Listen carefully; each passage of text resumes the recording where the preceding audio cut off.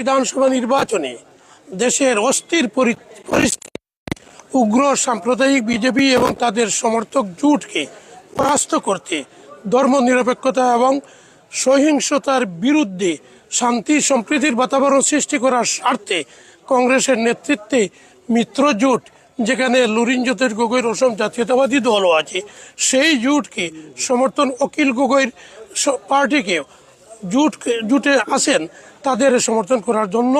এবং এই জোটের এক বিশিষ্ট প্রার্থী এই বিন্নাকান্দি সমষ্টিতে যুব নেতা এবং তরুণ উদীয়মান যুবক রেজাউল করিম চৌধুরীকে তার প্রতীক চিহ্ন জাহাজে ভোট দেওয়ার জন্য আমরা জনগণের কাছে বিনম্রভাবে আবেদন জানাচ্ছি। আজকে তার অফিস উদ্বোধন হলো। আমি আশা করি এই অফিস থেকে বিন্নাকান্দির চতুর্দিকে শান্তি সম্প্রীতির বার্তা যাবে এবং কেবল মুসলমান হিন্দুর স্লোগান বন্ধ হবে।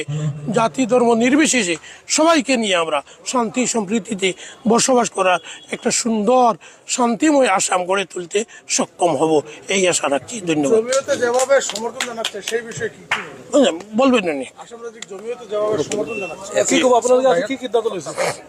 না, আমি আপোনালোকে জানেই জমিয়ত উলামাও এটা অৰাজনৈতিক সংগঠন, কিন্তু ৰাজনৈতিক দিক নিৰ্দেশনাৰ ক্ষেত্ৰত পৰামৰ্শৰ ক্ষেত্ৰত সদায় জমিয়তে পৰামৰ্শ দি আহিছে। আৰু সাম্প্ৰতিক পৰিস্থিতি পৰিৱেশৰ প্ৰতি লক্ষ্য ৰাখি আমিও আহ্বান আৰু বাৰ্তা দিছোঁ জনগণৰ প্ৰতি যে ধৰ্ম নিৰপেক্ষ চৰিত্ৰ আৰু মানসিকতা থকা দল সংগঠনৰ বিচাৰি ভোট দিব লাগে। এই অসমৰ ক্ষেত্ৰত দেখিছোঁ কংগ্ৰেছৰ নেতৃত্বত যিটো মিত্ৰ দল গঠন হৈছে, সেই মিত্ৰ দলটো হ'ল ধৰ্ম নিৰপেক্ষ এটা দৃষ্টিভংগী তেওঁলোকৰ আছে। আৰু এই ক্ষেত্ৰত বিশেষভাৱে আমি আহ্বান জনাব বিচাৰিছোঁ যে সাম্প্ৰদায়িকতাৰ যিটো বিষবাষ্প বা সাম্প্ৰদায়িকৰ শক্তি যিটো তাত সাৰ পানী যোগাই আহিছে UDF-এ। গতিকে আমি সমান্তৰালভাৱে যদি সাম্প্ৰদায়িকতা আমি নস্যাৎ কৰিব বিচাৰিছোঁ, তেতিয়াহ'লে আমিও আমাৰ যিটো UDF-ৰ জাল আছে তাৰ পৰাও আমি মুক্তি লাভ কৰিব লাগিব।